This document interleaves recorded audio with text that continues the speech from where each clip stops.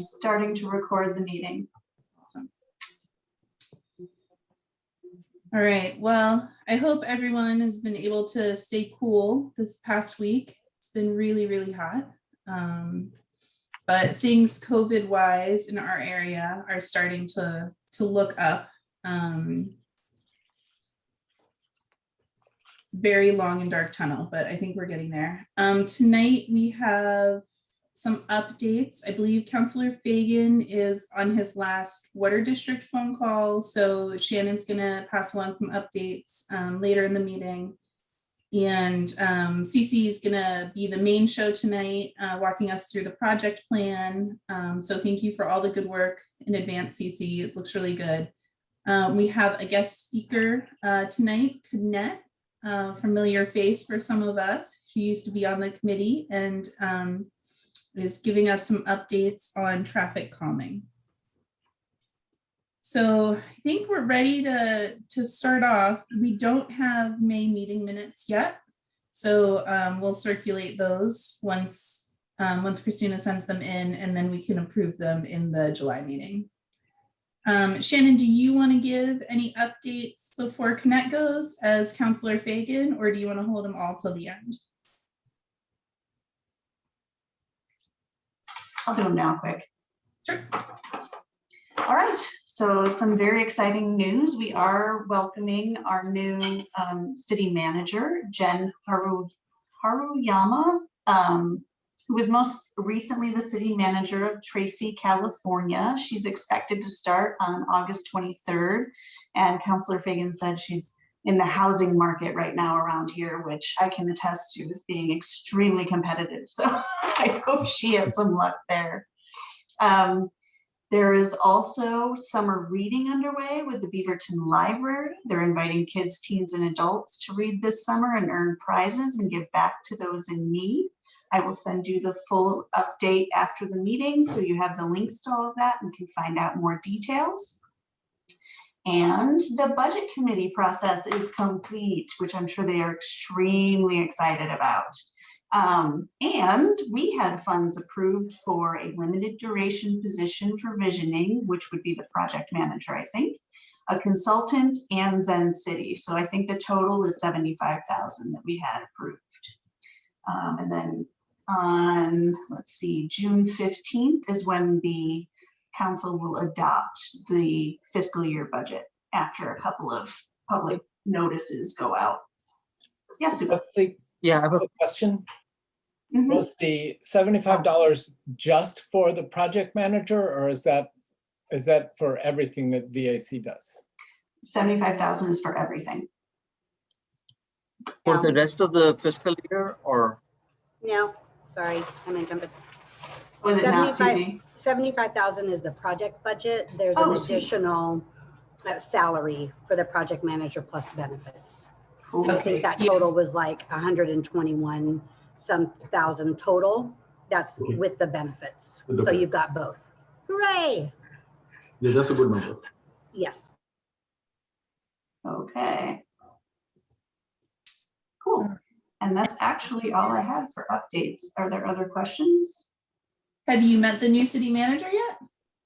I have seen interviews, but I have not actually met her yet. No. Okay. She seems amazing.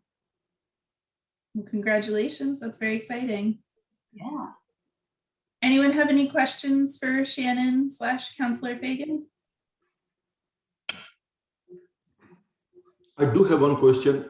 Mm-hmm. Can, during this process, if we need additional budget, can we put as a supplemental request at that time? There is the opportunity for another supplemental request in the fall at some point. And CeCe, correct me if I'm wrong, but we would be able to approach them at that point if we do need additional funds. Yes, September is when the supplemental budgets will be due. And CeCe, what's the length of the project like? Because we haven't really scoped it out. So if this is for the project, then like, so is there like a time limit or something that just cuts off? That 75,000 will be for this next fiscal year. So that's July 1 through June 30th, 2022. Okay. So we'll have that year to spend that money. And then if we're still going, we'll put in for a budget this time next year, just like we did. And then we have the position for up to 2 years. Awesome. Great. Any other questions? And I know CeCe will get more into the details of the project plan and everything later when she's done with her tacos. Anyone else? All right. All right. Well, Konnette, lovely to see you. So you are here to talk about traffic calming. And I wonder if before you go into it, if you can just tell us if you are here just to give an update or if you're looking for any action from us so we know how to respond. Sure, yeah. I'm hoping that maybe we can mutually benefit with each other by, we were able to garner quite a bit of very good feedback from the community. And I know that you work on a kind of a multimodal approach to obtaining stuff from feedback from the community. And I'm wondering, frankly, if we got more information than we were looking for. And I was wondering if you might be interested in a collaborative effort of some kind with that information. Yeah, that sounds great. Why don't you go ahead and tell us more? The floor is yours, and then we'll ask questions. Shannon, could you run my PowerPoint, or should I? Let me see if I can get to my. So Konnette, in what capacity are you here? Who are you representing? Yes, I am the chair of the BCCI traffic work group. And this is a group that just reconvened on the, there we are. And can you, just for those of us who don't know the acronym, what does BCCI stand for again? Yes, Beaverton Committee on Community Involvement. It's the umbrella organization for the neighborhood associations. There is a member that represents each of the neighborhoods on the Beaverton, on BCCI. They also have 3 other kinds of jurisdictions. They're the group that puts on the voter forum that you may have seen recently. They also have a land use function where they help the neighborhoods maintain involvement in that process where it's needed. And they also oversee the matching grant program. So if a neighborhood wants to put on a special project, that they can apply for a grant, and that application goes to this group. So a fun group, nice group to be a part of. And I mean, whenever you get to give away money, that's fun. And the voter forum things are interesting as well. So at any rate, as part of the land use function, this traffic calming work group was established actually last year, just before the pandemic hit, and then it was shut down for a little bit. But we continue to have feedback from the neighborhoods as they have been experiencing a failure of some of the traffic calming projects that they've undergone to come to fruition. So let me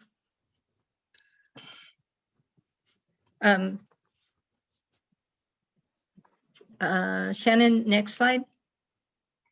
Oh, there it is. Okay. Let me give you just a little background about how traffic calming projects work in Beaverton. There was a traffic commission. Traffic was becoming more and more an issue back in the early 90s.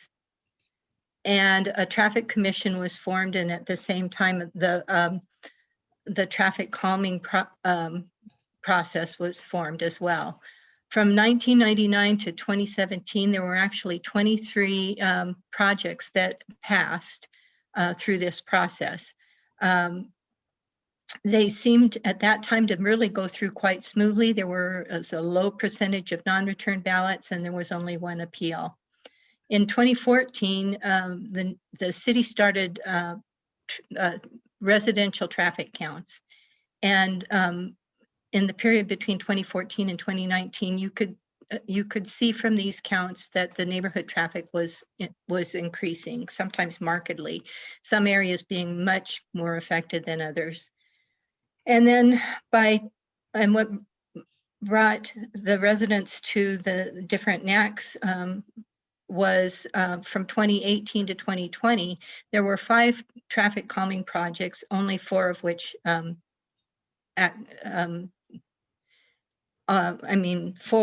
of them failed. I'm sorry, can I ask a quick question? Others Sure. may know this, but what's traffic calming? Is it just a euphemism for reducing the traffic, or is it something just regulating it, making it smoother? Yes, it's a study of measures to reduce traffic speeds and Or congestion? Okay. And throughout this process, we work with traffic engineers that are employees of the city, and they help us with being able to evaluate the traffic, suggest kinds of mitigation efforts and things like that. So it was nice to have someone to go to, and they have a very thorough process. See if I can, Shannon. Okay, this is an example of, this is from the Highland neighborhood. This is an example of how traffic changed from 2014 to 2018 or 19. And you can see the percentages. If you look in that first percent change column, you have everywhere from 87% increases to 8% increases. On this, the top one, the Heart, that street is heavily heavily mitigated. It has lots of speed bumps and stop signs and things like that. And just for your interest, in 2020, traffic dropped dramatically, dropping like 66% or more.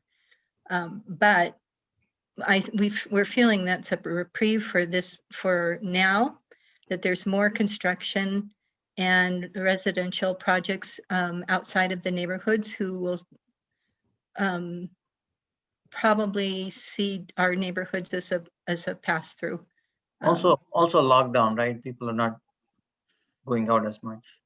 Yes. Or would not going out. There's some interesting kinds of things that could happen in the future.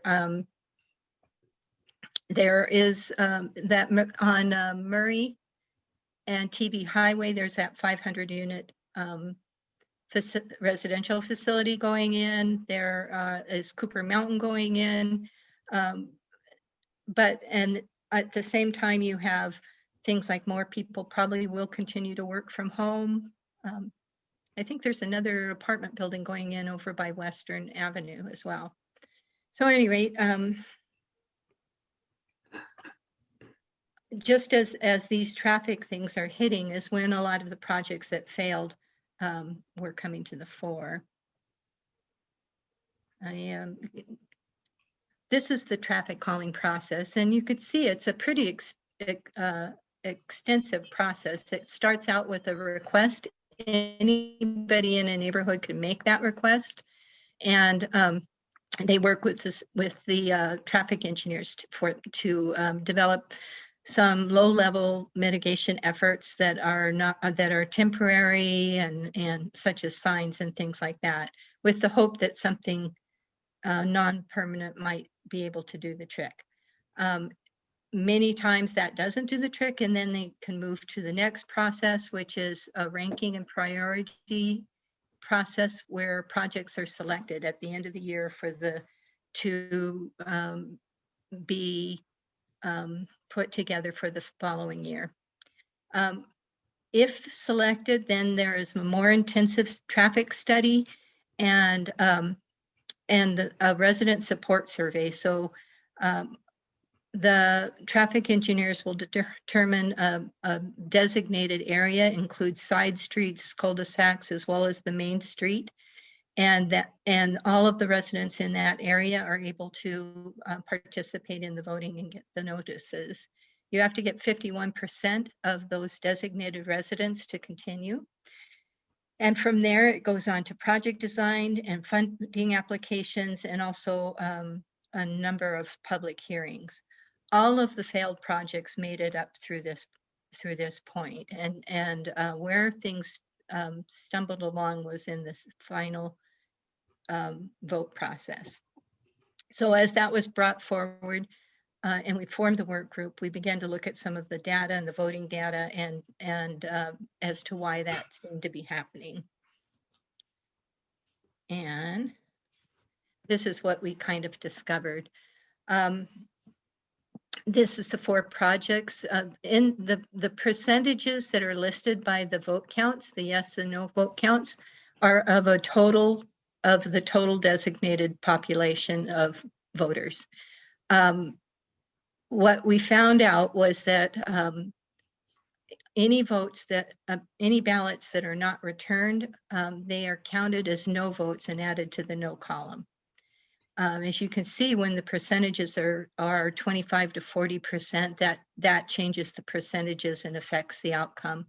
And that was the main concern of a lot of residents, was that non-voters were determining the outcome of these projects, despite the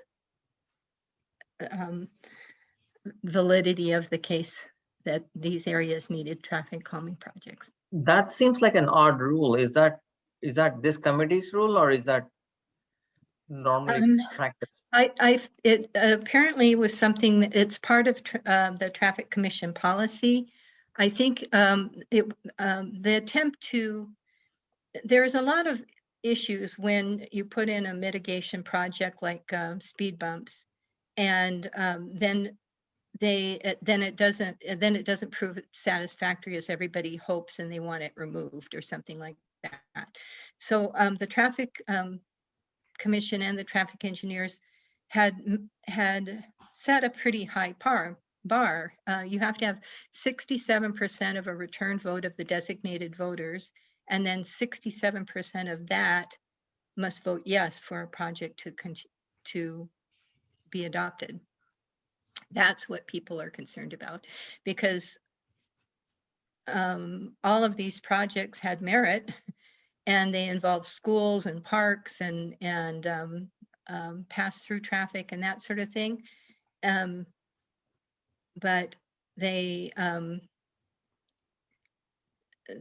But that's just such a high bar to pass, and maybe a bit unfair for for ballots to be counted as votes.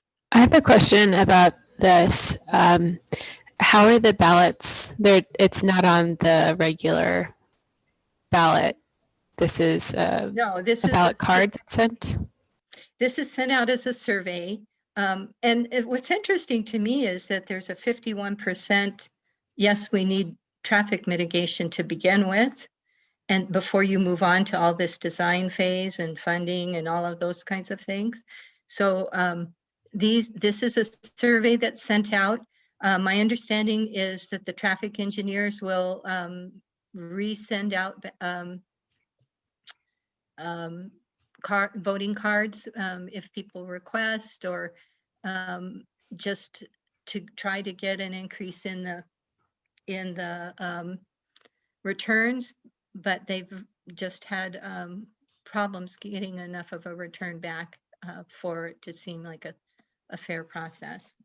So Konnette, I don't want to rush you, but probably like 5 to 7 more minutes. Okay. Let's.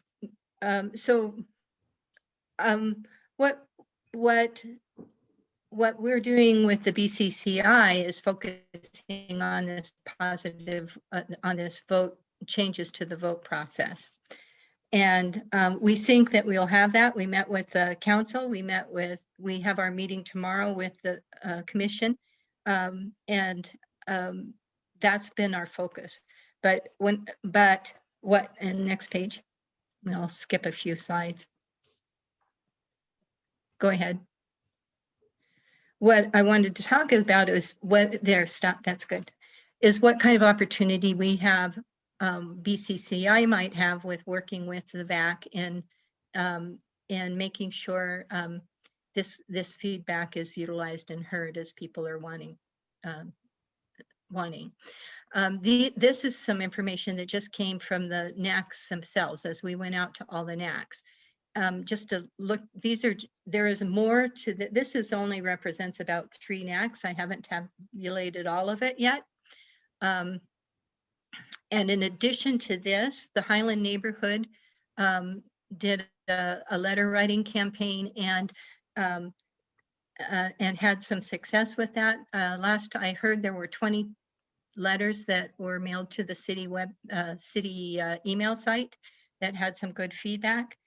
And all of these, this feedback seems to be forming around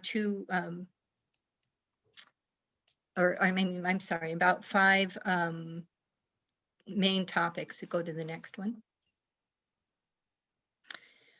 We think that there's some improvement suggestions that can definitely come from this feedback, including things about the voting and communication materials, focusing on hotspots and maybe instead of entire streets, update the commission website, expand funding to include traffic circles and things other than speed bumps.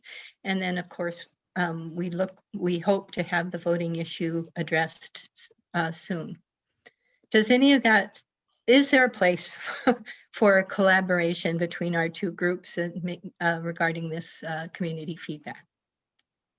And that's my question. I don't expect an answer tonight. Oh, that's another one. I've been doing all kinds of, that's okay, Shannon. We're done with the presentation. That's so interesting. Yeah. So what do people think? I mean, we're at the very beginning of reaching out to the community and we don't have a lot of avenues yet. So this is a really interesting idea. What are folks thinking after hearing this? I think learning from their experience would be invaluable to us, because I mean, seeing the forums they use, the places they use to get people, and the places where they've had success and places where they've had failure, as in like the percentage of responses back. I think that kind of information is something that we can definitely use. And if you're looking to, another thing is, I don't know if they have the kind of data that we're looking for, the kind of the demographic data that we are looking for to target more the underrepresented communities from their overall respondents. But that might give us some insight as well. So I think getting access to their data and the kind of information that we can get from that should be really valuable to us. That's outside of just the specific questions and the responses themselves. So that's my thought. It looks like we have a question, Konnette, in the chat from Amy. It says, what was the additional information that the group received? The additional information, the neighborhood, when we visited all the neighborhood associations, we explained a bit about the traffic calming process itself and the voting process in particular. Even though what people have, there are some neighborhoods that have quite a bit of experience. There are other neighborhoods that don't have much experience with the traffic mitigation process. Did that answer your question? I thought that you had said that you got additional information when you were looking for feedback that you thought would be valuable to us. And I thought that was part of why you had come to us, but maybe I misunderstood that. Well, what we went primarily to find out what people thought about the voting process. What we got was about the voting process, but also concerns about traffic, recreational speeding, and the traffic around schools when schools let in and out. And so that's what I meant by we got additional information. People talked about what was of concern to them at the time, not just the voting process. Yeah, that's so interesting because I don't think we talk about traffic a ton in the visioning process, but it is something that impacts a lot of people, and especially as a safety issue. And certainly some neighborhoods get more attention than others. Mm-hmm. Yeah, that was. We can learn from your process that people are going to bring their own concerns to whatever questions are going to be asked. So, you know, we may be asking questions about art in downtown Beaverton, and they're going to talk about traffic or something else. I mean, I think that's something that we as the visioning committee need to be prepared for as we look at the questions. And we've talked about this a little bit of how versus broad questions versus narrow questions. But I think I take some encouragement that people are going to bring up whatever their concern is, no matter what question they're going to be asked. So yes, they will. The comment I wanted to make was that we had talked about going to other boards and commissions as a way of getting into the community. And my wife is on the committee for aging, and their committee is talking about putting together a survey for the seniors in Beaverton. And so I think it would behoove us, or we would be wise to somehow put together some kind of generic question that we could give to all of the boards or other commissions or other groups, that whenever they do go out, that we might be able to get some information back from them. And I don't know what that looks like, but I think it'd be something that we should think about. Yeah, and maybe we can talk about that more and more in the project plan, but like some, or even maybe we do a kickoff letter and send it to all the boards and commissions saying, hey, we're about to start this process. Please, you know, either let us come talk to you or let us know what outreach you're doing, and kind of gather all that. Something. Amanda, is there also a traffic advisory commission, kind of like us? Yes, there is. So what was their involvement in this, and how's your work group related to that?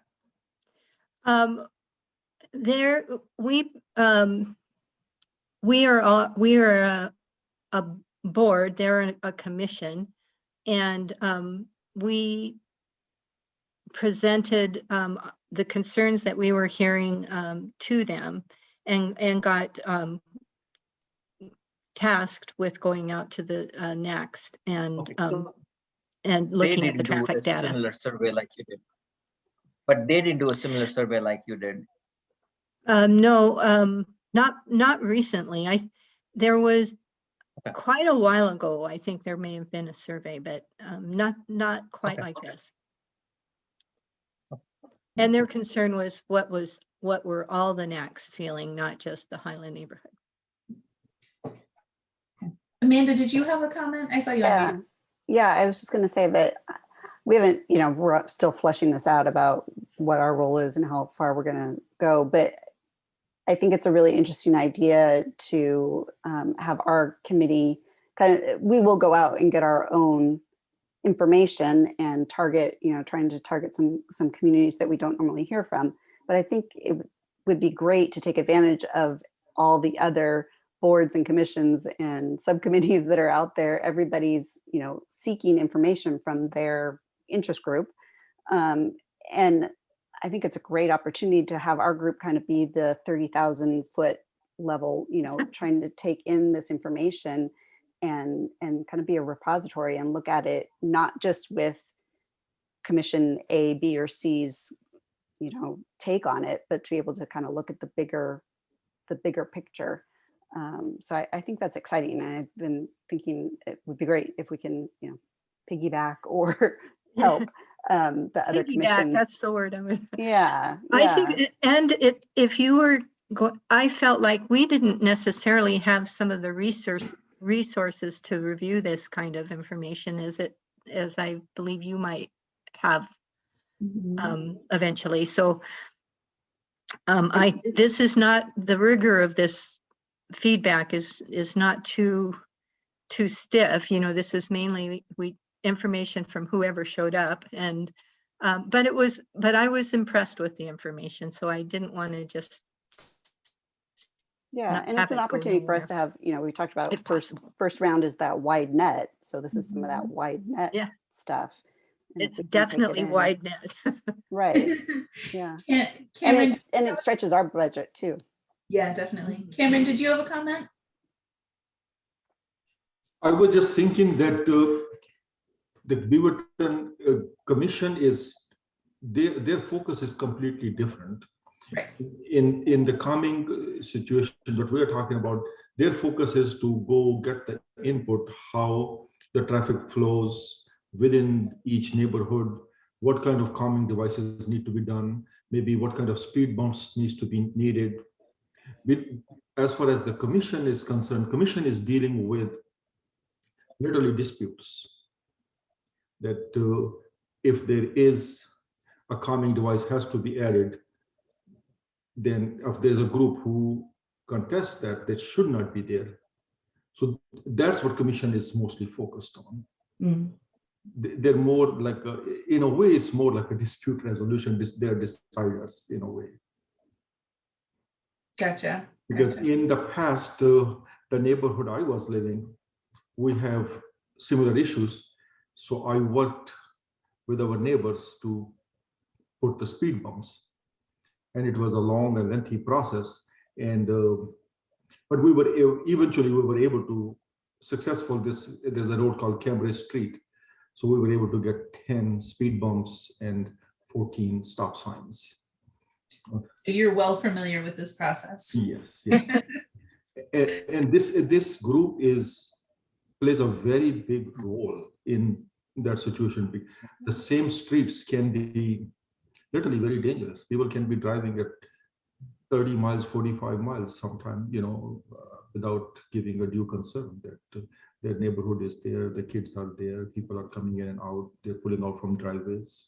Wouldn't it be interesting to find out if we were seeing some concerns expressed with the information that Konnette got, and then also kind of see the same thing come up with the Downtown Parking Association and the surveys that they're doing. So if we saw, they might not see those in their own separate silos, but we might have an opportunity to see that's really an interest across the city. Yeah, I love it. Another thing I wanted to, if I may, that do you think it somehow or other it relates to when we're talking about accessibility?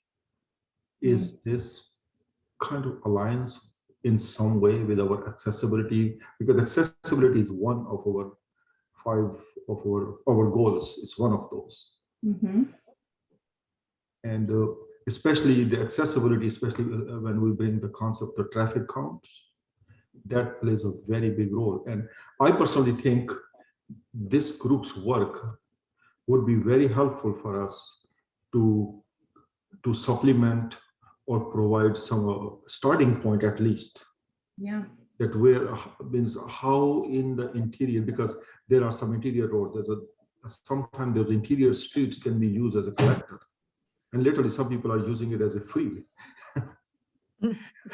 So I think this group can be very helpful in that aspect of our section of accessibility. Agreed. All right. Well, I don't really like this really interesting conversation. I don't want to cut it off, but I'm going to, because I'm playing the bad guy Brian tonight.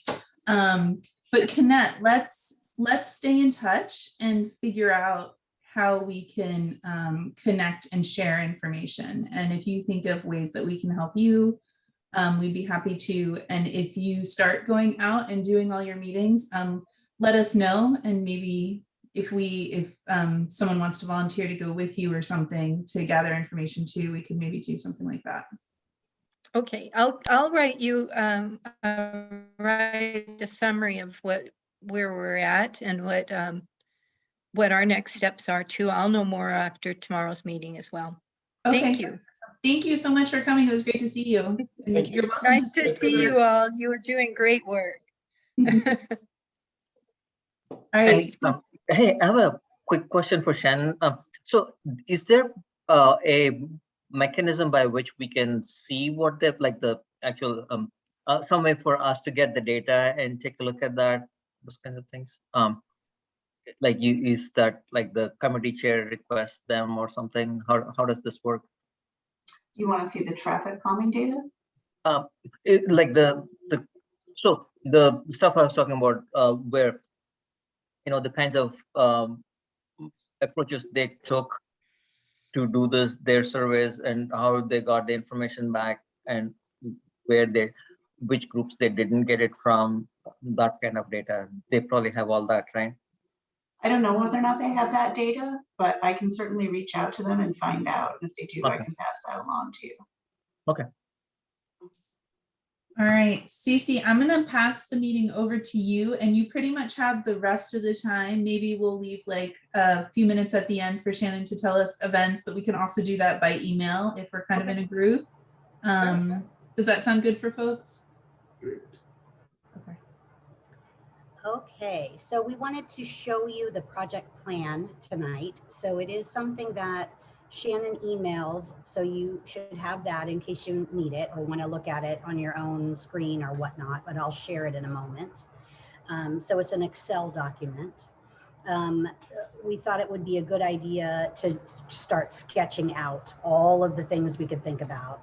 So we went back and listened to the last 4 or 5 meetings and made sure that we've captured all the things that you've talked about and ideas and steps to the process in the past as well. So I'm happy to share, but before I do, does anyone have any big questions, concerns, gaps, things that you want to talk about right away?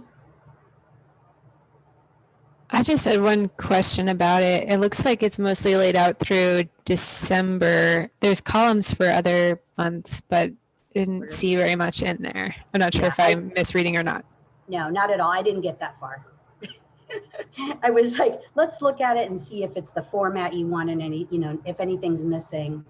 And then when we hire the project manager too, this will give them a good roadmap to look at, and then to start planning out the rest after December. I tried to get kind of the next quarter as well. Great question. Okay, any other big questions? Okay, so let me share it with you. Okay, is that showing up on your screens okay? All right, great. So you can see column A is all of the things that I could think of. Really that all of our staff could think of. So we've passed this around a couple of different times to various folks. Across here, these blue, we've divided it into quarters. So we needed some sort of timeline, and instead of having every single month represented, that just got way too long. We did it into quarters. So we started with January through March, which is Q1 2021. We haven't done a whole lot yet, but we've done the retreat in February, and we went to council in March. So those things are represented. We started kind of giving each quarter a different color. So we can eventually, we'll have a very colorful, I learned this is called a Gantt chart. I did not know that. It's called a Gantt chart. So this is our first pass at organizing something that was a little more project management-esque. So any questions about how everything's laid out? It's good, okay. And I can't see the chat, so If there's anything in the chat, just shout out and let me know. So we started just at the top. So I mentioned the retreat, the council meeting. We wanted to talk a little bit more about our goals and our outcome statements. So we thought that should probably happen Q2. We've done a little bit of that. We're in June right now. We have done the marketing meeting with the marketing team. I've sat down with them. Shannon has talked to them as well, just kind of sketching out those first touch points of how will we use social media? How will we send out information once we're ready and we have a survey? How does that work? So we've done that meeting. We've received our budget, so that's great. So I can blue that out as well. Hiring a project manager is on the near horizon. Next up are things like talking through a consultant and what do we need. Zen City is the company that does the data analysis. We've had that conversation with them as well, and I'm happy to share that detail in a little bit. But they've taken a first pass at creating a very, very simple survey based on the questions that your subcommittee did last month. They helped create an initial survey. So we're kind of at that survey development stage. At some point soon, we need to talk about the partners. Do you want to use partners? You used partners last time. We need to figure that out. Who's going? Who are we going to? What is that? What do those partners look like? Is there training that you want? Is there data that you need? What does that look like? I put the census in there because we should be getting that census data in the next few weeks as well. So I just wanted to make a note of that. We've talked about staff outreach. How have they used the past plan?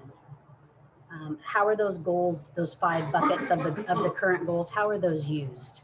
Are there things that they would like to see us ask the community about housing or streets, or I don't know, could be a various number of things, but we need to have that conversation. How often do we talk to the council? We told them in March that we wanted to come back to them and update them. So how often should we do that? What are their milestones? What are the outreach methods that we want to use? Websites. You just talked about other boards and commissions. So I had already captured that. You've talked about that before. So I think that's a great conversation to have, is what does the roadshow look like? What are we going to go to them and ask them about? Do we want to take a survey with us and kind of do some facilitation or a survey with them? What is that? What is the presentation to the Bicycle Advisory Committee or Human Rights or Diversity Advisory Board? What do those presentations look like? What are we looking for? We know we want everything translated. So that takes time as well. So we want to talk about, Alexis had mentioned, once we have our survey questions or we know what we want to ask, do we want to vet some of those questions in some places and spaces? Does everything translate into different languages? Are there words that mean different things that we're want to make sure that we get it right? And it's going to be a very straightforward method of survey collection. So we want to ask the question to whomever we decide we want to ask, but we probably want to pass that survey through a couple of places before it goes out into the world. Events. We've got some summer events coming up. Are we ready? I'm not sure. We need to talk about that. What if we have a table at night market, for example, what are we asking? Are we doing a survey there? Are we ready with the survey? Those types of things. Let me scroll for us here. Almost done. The culturally specific outreach, you've talked about that a lot. So I wanted to make sure that we captured it.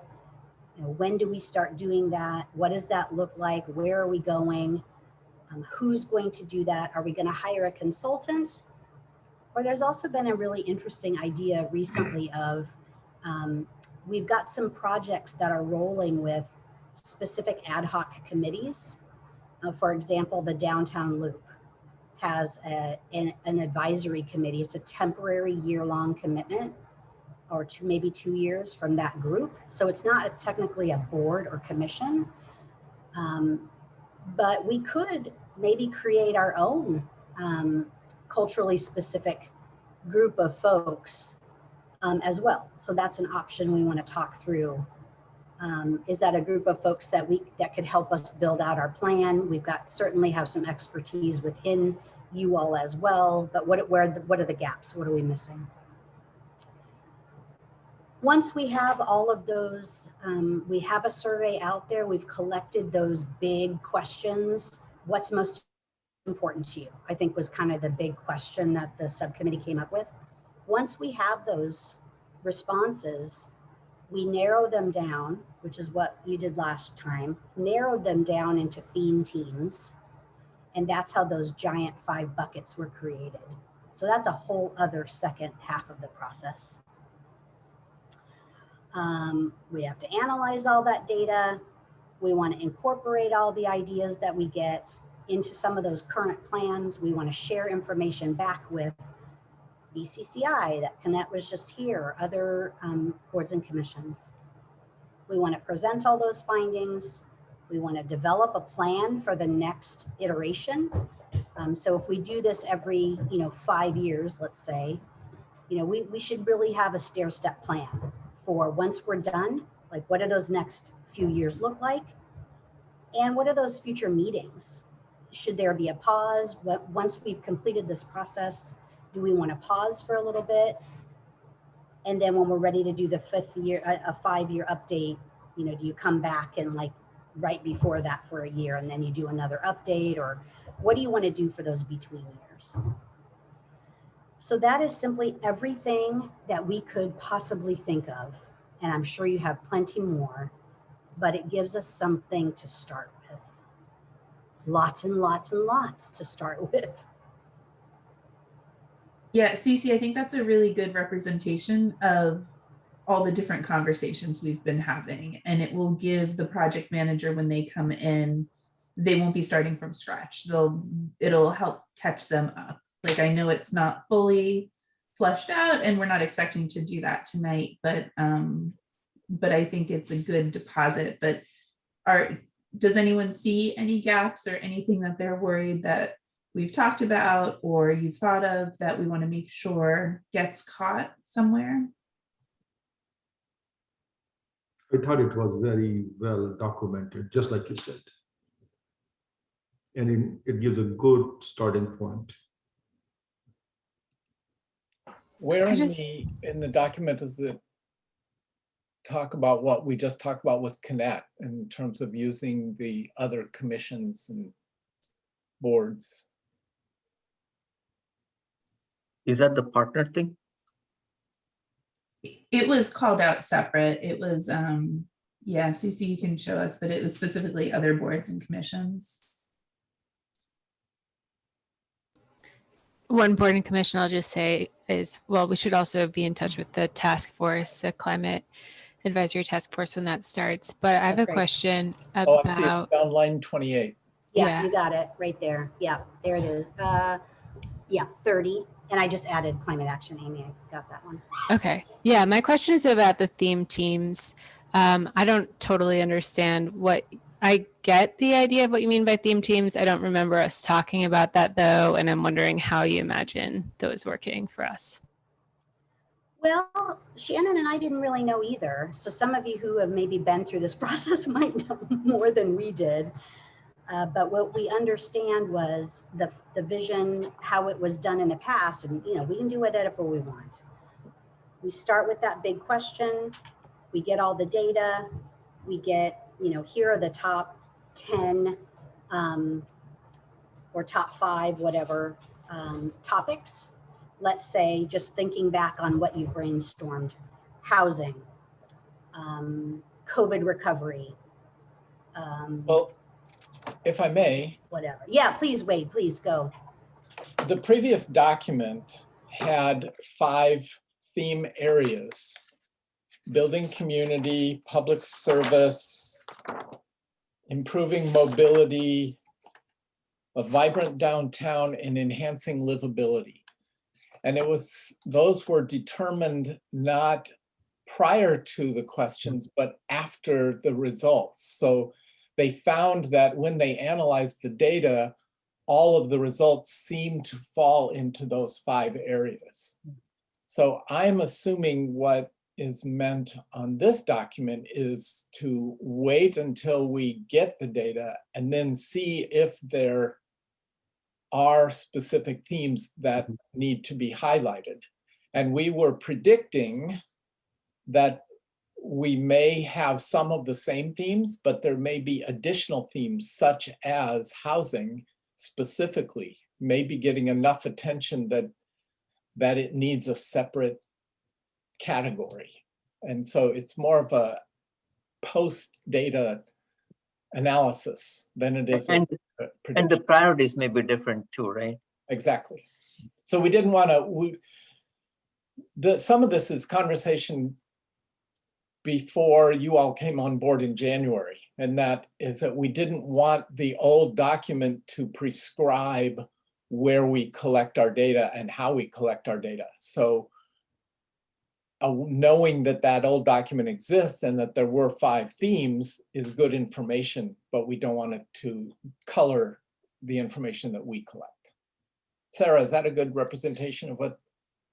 Yeah, and I think it's really the process they used last time. So just it's an option. And then did the theme teams take, even working down from there saying, okay, the theme is, I can't remember any of them right at the moment, but Yeah. but then figuring out some action items. You got it. After that, okay. Yes. That's where the 104 action items came from. Right. So you put them into those big 5 buckets, then you had theme teams that looked at, okay, building community. What does building community mean? Analyzing all the data. Here are these 17 action items that go underneath it. And they can also assign or determine who in the community or what group in the community is best placed to address that particular action item. Mm-hmm. And I don't know if it was captured in the document, but one thing we have talked about is that the previous vision document was very flat in that every action item, every theme got equal weight.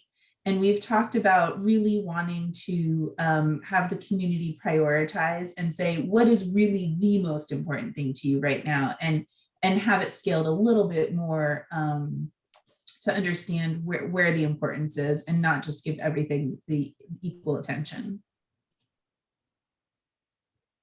Plus, hopefully we'll be able to track information like what, since we're trying to get capture underrepresented communities, which community has what as a priority, that kind of information will be really interesting to capture as well.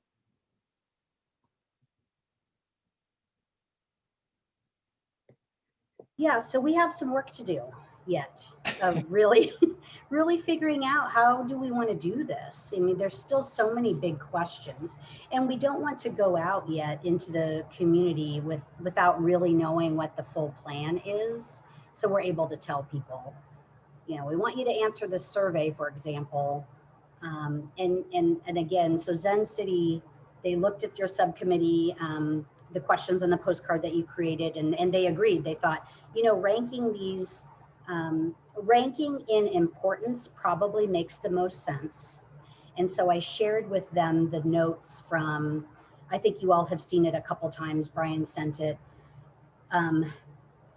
The list has kind of built from September, and I think you looked at it again maybe in February, but you brainstormed things like, now I'm looking at it, you wanted housing, you wanted land use, planning and urban growth, you wanted DEI, business development, poverty, environment, senior care is on there. Wade, I know you mentioned that, that your wife's on Committee on Aging. Public safety is on there, food is on there. So I'm wondering what you're talking about, because it doesn't sound like something that I remember. The only thing I thought that sounded similar to that was Shannon made a postcard. And I'm curious, you mentioned that Zen City did already make a survey. Is that something that we're going to be able to see sometime soon? And then just again, like, what was this list? Am I the only one who's confused about this list, or? Amy, I think the list happened before new committee members came on board. It was like the last brain dump from the last iteration of VAC, where we were like listing all the things we wanted to make sure to ask about. I think that's what you're talking about, CeCe. It was just that big list from Brian. Yeah, and I think Brian shared it at the, yeah, we can definitely, Brian shared it at the retreat. So it was so, I mean, everything was so new at that moment as well. So it was just a list of topics that you all thought maybe could go on a survey and people could rank in order of importance. The postcard I was mentioning was whatever your subcommittee created last month. I don't know who was on that, who was on that subcommittee. It was Rachel, myself, and I get confused between Christina and Cynthia. Yeah, Christina, Sorry. I think, yeah.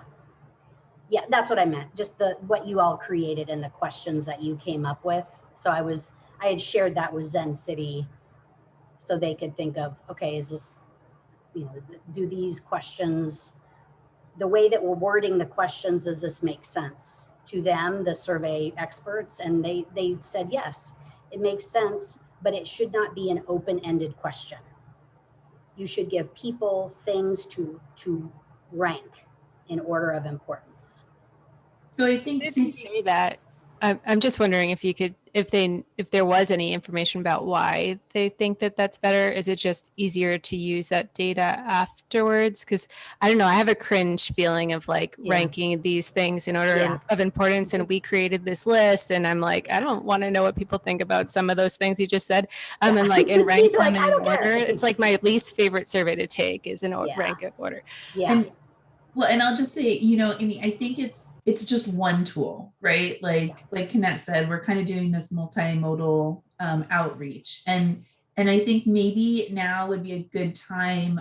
Shannon wanted to bring up some events for folks to be able to volunteer at, because as VAC members, like that's a huge part of our role is to volunteer and actually be tabling at events and getting, I think that's what we've been talking about, where we'll get those open-ended questions and comments. But I hope I'm not misspeaking, but so maybe we can, CeCe, would you be okay with that if Shannon shared some events and we can see if folks would be willing to volunteer? Yeah, absolutely. And then when we're ready for the survey to see it, like see a sample and the wording, yeah, I think that's when we kind of figure out like, we don't like any of this, or we're ready for the survey, we don't like it, or however we want to do that. Totally open to all of that. Totally ready to see the survey, circulate it around. Okay. I think what I'm confused about is we keep talking about the survey as if it's this one thing, but we also talk about this multimodal approach. And I don't see us using this one survey in all these different modes. And that's where I'm kind of missing connections between different people's comments. And so now we just went from talking about the survey, and now we're going to talk about the events, and yet we're not going to use that survey at these tabling events. We're going to use something else. And I got lost in what exactly are we doing? What is our priority right now?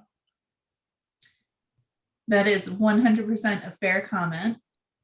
I think, Wade, I don't think we have a clear path yet. I think when the project manager comes on board and we have this outline project plan, then it will be really defined. I think right now we're trying to take advantage of opportunities if they come up, and we can say we're not ready. We can totally say we're not ready, but I want us to reconsider a little bit, because we're entering a summer where, you know, almost 70% of the population is vaccinated. So things are coming back and people will be around to talk to.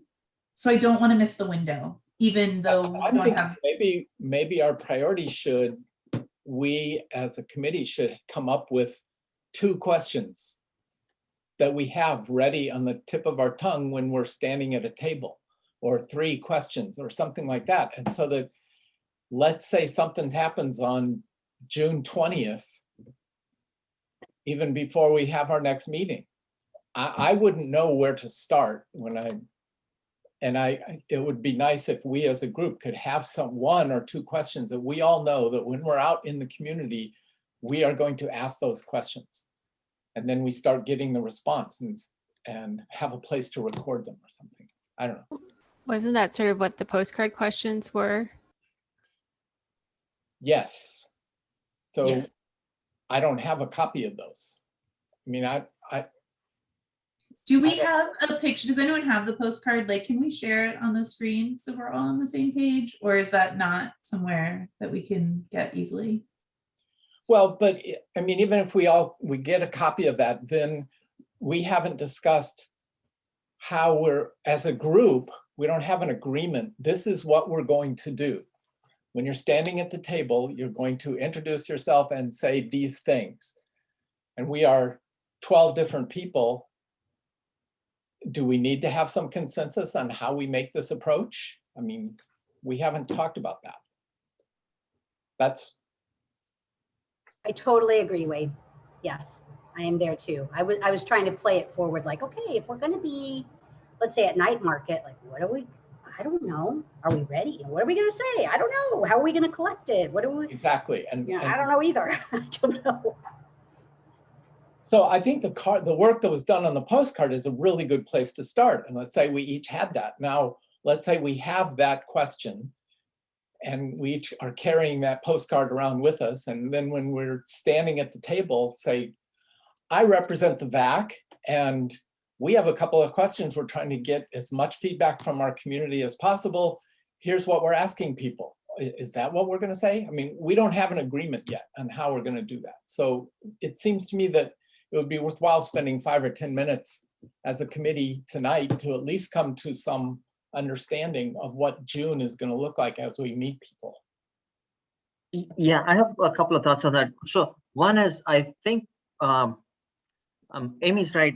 We do have those questions, so that and we went through some discussion to come up with those things. So I think we're not very far from where we need to be. I think the two things we need are, you're right.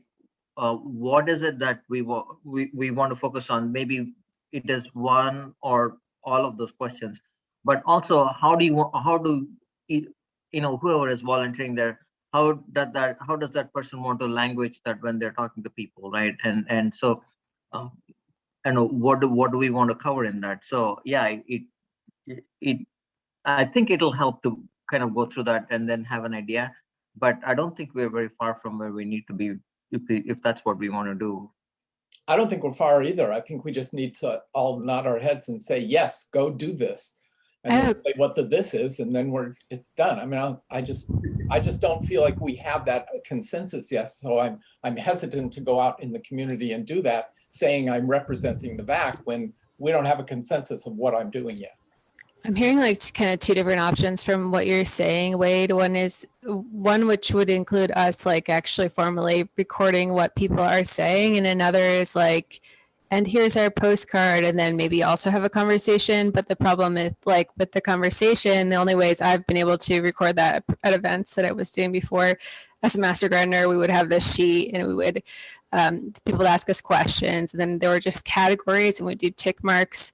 But then we're losing like the finer details if we were doing just it's in this category, put a check mark next to it. But then also like literally how much can you write down when you're standing there? So are we asking people to write things? Are we trying to record it ourselves?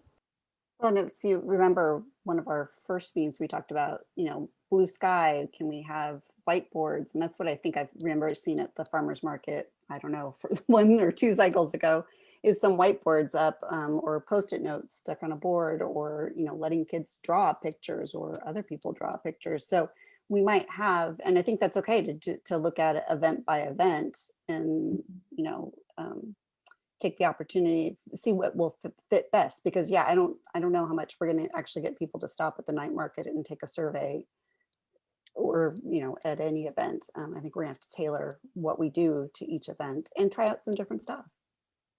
Yeah, I know when THPRD was doing theirs, they caught me. I was like in line for the jumpy inflatable thing with my kids. And it's like, well, yeah, I'll talk to you for 5 minutes. I'm standing in line anyway. And it was just free form, you know, they jotted down some notes. They just said, you know, what do you want in parks? And I was like, I want more water play activities and I want that, you know, and they just jotted down. And so I think, you know, I think we're in the casting the wide net phase and just listening and bringing back those themes.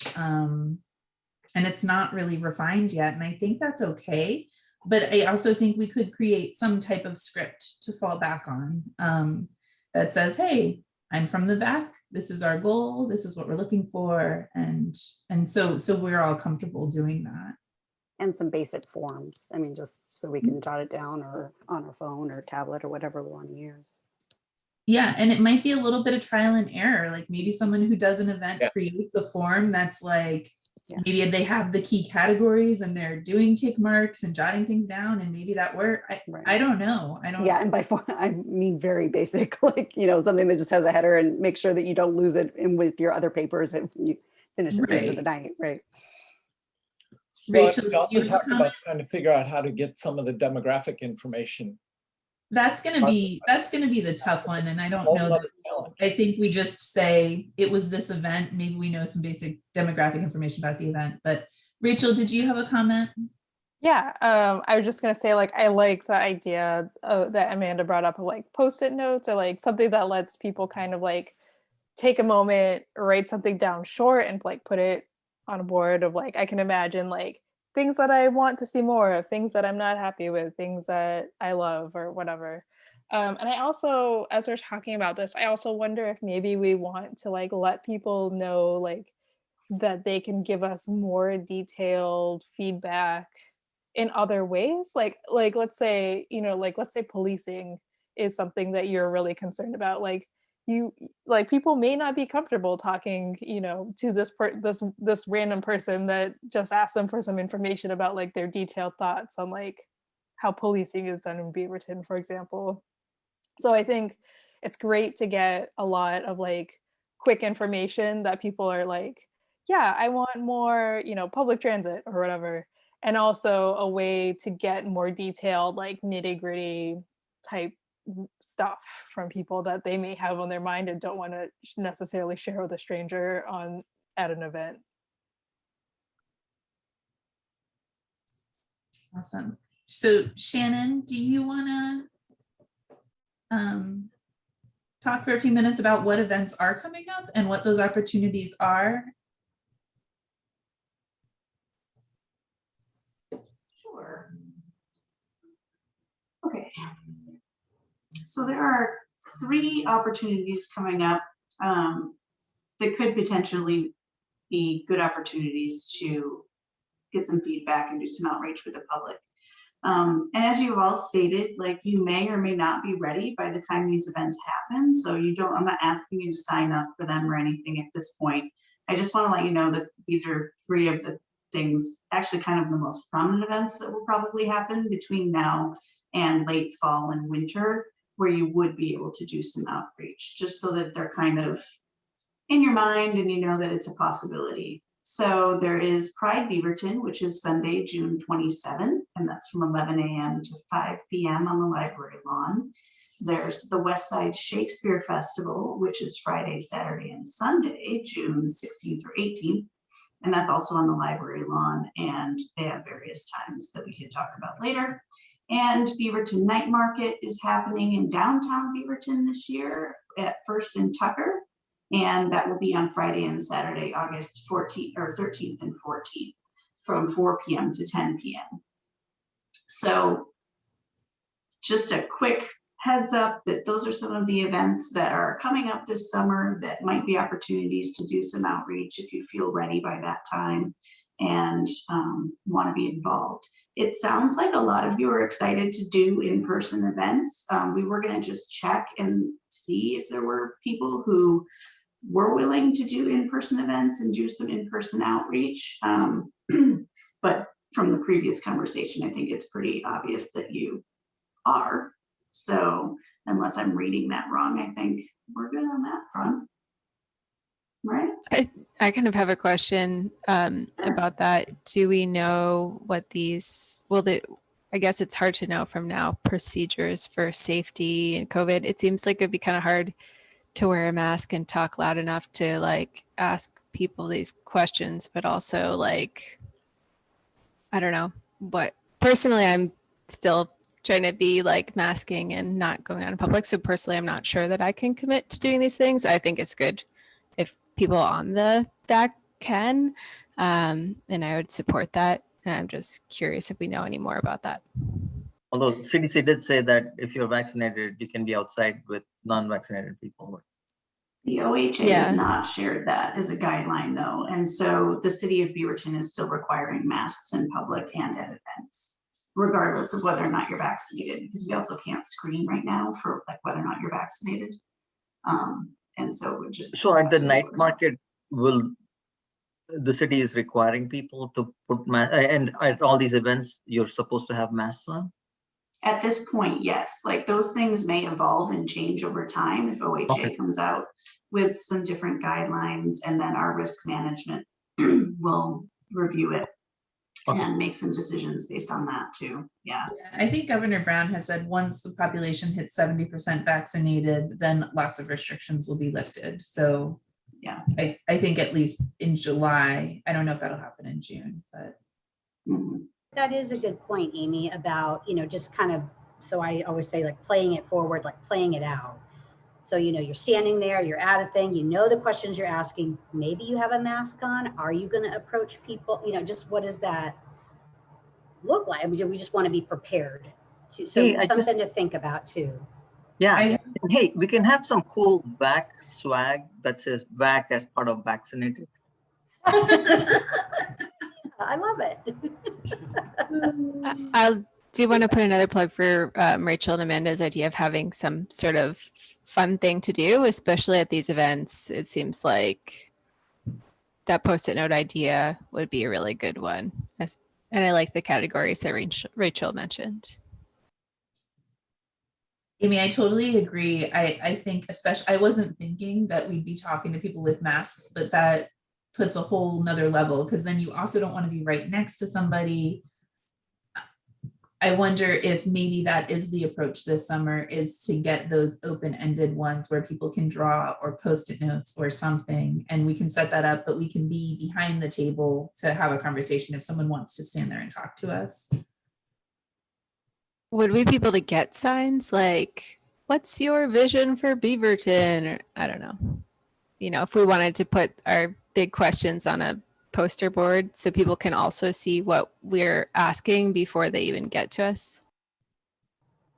That sounds like a good idea. Yeah, I think we should, if we're ready. So we need, Pride is that first one coming up. So if we're gonna do it, we got to crank that stuff out quickly. What were the dates on the Shakespeare one? I thought that was also mid-June. June 16th through 18th. So that's the first one? That's the first one. Okay. That's really soon. Yeah. That's really soon. I'm bummed I won't be here for Pride, but I'm happy to be at any of the other two.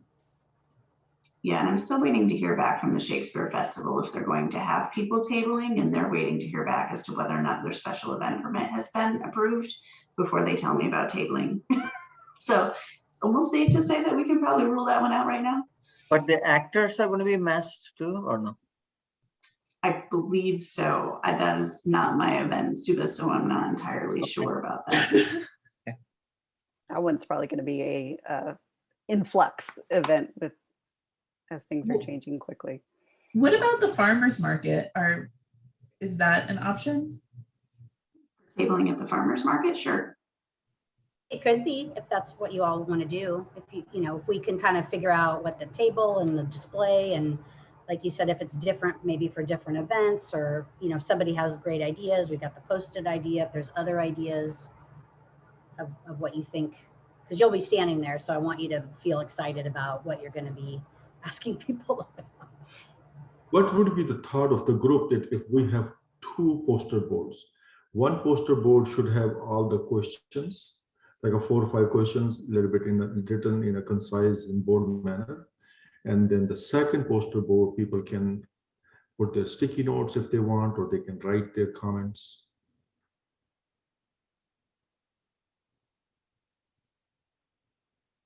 Kind of like the idea, I like that idea of like having maybe a couple poster boards with questions, and then you put your sticky note like next to the question. Like maybe there's a question you don't have input on, Yeah. but you can like say like, oh, I really care about this question, and then you like put your sticky note like under it or something. And then if we had like you're saying like two, then we can like spread them out. My thought was Also do, if all you're doing, asking is to prioritize, you can just use the colored dot. And they don't have to write anything on it. What is the most important thing to you, and see how many red dots show up in each of the different issues. And then you have the posters, or the post-it notes that they actually write something on would be in on another poster board. I agree with you, have a combo even. But what I was thinking is having two poster boards, one poster board just have the questions, second poster board have a corresponding numbers, question number 1, and then its own section, then question number 2, question number 3, and question number 5, whatever our questions are. And they can put the dots or sticky notes or both.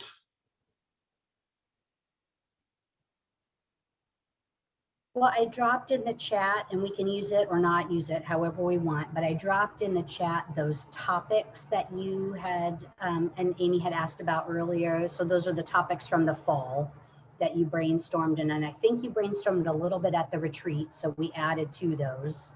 It's not an exhaustive list. It probably won't be. It needs some work, but it's what you had written, Brian had in the notes. So that's that list. That's what it is. So if you wanted to use that as something and dot it, we could use that list. Or if we just want to have it open and... I like the idea of having a list and, yeah, getting that initial pulse from people. Maybe an easy way for us to start to guide us in.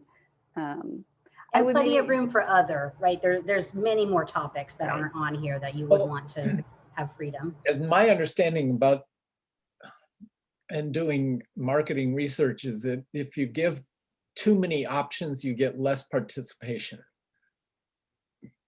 So we might want to think about narrowing the list down to like 8 items or something like that. It's a lot. You get a lot of people just standing there looking at 20 things, and they just stand there and look at it, and then they move on. But if you have a small enough number that they can actually read them all, then they actually participate. And the people's attention span is not that great either. My thought was 5 to 7. That's what I was thinking. If we can go down to 5, that would be the ideal scenario, because that fits very well on the board. It's board it would be a simple question like, what is your most important concern, or something like that? And then you put a red dot next to the one topic. That'd be some interesting data. Amy, what were you going to say? Oh, I was just going to say, it seems like that would be hard to figure out in the next X number of minutes that we have together. And I'm wondering, since we already have the questions that we wrote for the postcard and people are pretty much okay with those, what if instead we just use those questions and then we had sticky notes and we tried to use that for the board at the event, unless there's a major concern with using those questions? We have 3 questions. How many questions we have? I think it was 3. Yeah, it was, what is important to you and how can we serve you? What do you want Beaverton to look like in 10 years? And what do we need to know? Those were the... What do we need to do now? So kind of 4 questions. Yeah, I like that, because we only have 6 minutes. So I don't think we're going to be able to narrow anything else down. Would folks be comfortable moving forward with that, kind of having the 3 different, maybe it's poster boards, maybe it's something, but just being at a table, people can post their answers. They can also have a conversation if they want. People feel good with that? Yeah, I like that. These questions are great. They really are good. Like that gets me excited to stand there. Like a list with dots, I know we'll get there in the process, but that initial thing makes me excited. They're short and sweet, not too wordy, and get the job done. Yeah, so it kind of goes back to that blue sky idea that we like. Can I just ask real quick, if you are willing and think you're able on weekends sometime this summer to table or whatever in person, could you raise your hand just so we kind of have a sense of, all right, we've got folks that are. Subba, that was kind of non-committal. Was that a yes or no? Yeah. Okay. You're like, well, I'll raise your finger. Okay, sounds On good. weekends, I'm Thanks. here. I'm gone a lot, but on weekends, I'm here. I'm willing to do it. Sure. So we only have a few minutes left, and I know CeCe did want to talk a little bit about the project manager. I think one of the main things you're looking for is volunteers to be part of maybe a final interview. Is that, or am I misremembering? Yeah, that's great. I think like 2 people at the most, and it would be involved in the finalist round. So maybe we would have like 3 people to interview. Mm-hmm. So you would need, you know, let's say 3 out, you know, an hour a person, and maybe a little bit, maybe a 4th hour so we can deliberate, or, you know, you can give input. So I don't have dates yet because we haven't posted a position yet. So I know that's a little bit harder to, Will it but be when on, we're ready, I can email you and let you know. will it be on Zoom, do you think? I feel like it's going to be on Zoom. It's probably going to be July, I'm thinking, by the time we open the position. And, you know, it has to be open for at least 2 weeks. And then we got to go through all those resumes, and that takes the longest time. I can do it. Thanks, Subba. Yeah, I can potentially do it too if I have an Samantha. idea about dates. Okay, great. Okay, so I'll, yeah, when I get more, I will email you and let you know what's happening. Awesome. And so Shannon, in terms of solidifying the volunteer dates and what's happening, do you want to like create a Google Sheet sign up or something where we can all see what's happening, or just some way to see who's doing what? Do you feel ready to be tabling and be in person at these events with those questions? Are you just wanting to do that? With those 3 questions? Mhm. I do, but I don't want to speak for everyone. Yeah, I think ready to, if I'm assuming someone would create the big poster boards with the questions at the top and would provide Post-it notes. Shannon, is your office able to do that? Yes. And I'd be ready to staff a table. Okay. And I think we got our business cards, right? So. And our name tags. Name tags. And I did order you all t-shirts too. I don't know when they will be here, but they just say like Vision Advisory Committee or something, and they say volunteer on the back. So you get a t-shirt. That's nice. What color are the t-shirts? This is very important. I think they're like a tealish color. We ordered them mostly for the night market, and the night market shirts are purple. So we wanted to have a complementary color. So they these glow are in the things dark? we think about. They don't glow in the dark. Oh, they're not. I can buy you like glow sticks though or something. I want you to be happy. Awesome. All right. Well, this is exciting. So potentially next meeting, some folks will have some information to share on what people are thinking. Bravo. yeah, and I'll talk to CeCe, our project manager, and see how she wants to move forward with getting you signed up for events and when and all of that stuff. And then you'll hear more from me about that soon. Excellent. Anything else? I just had one. Oh, sorry if it was maybe more for CeCe and Shannon, that question. But in terms of at the events, like, do we have capacity to have any of those postcards that people could take with them and mail back instead? If people didn't fill things out while they're there. Just a question. If not, I think it's fine to do it how we talked about already. Let me investigate the cost. When I did ask that initial question, that I wanted to make sure first we had enough money for the postage return in the budget, because I wasn't sure how much money we had yet. So let me investigate the cost of that, and we'll see and how quickly they could print those. What about also different languages? Yeah, that's another good question. So maybe we would have stuff in time for night market. I don't know if we'll have them in time for June. Okay. Good ideas. Good ideas. All right. Anything from the group that anyone wanted to share before we go?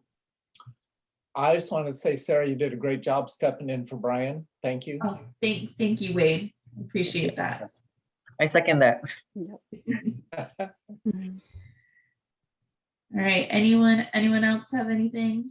I have two comments. Yeah. Number one is that for the project manager panel, I think chair and vice chair should be part of that interview panel. That's my first comment.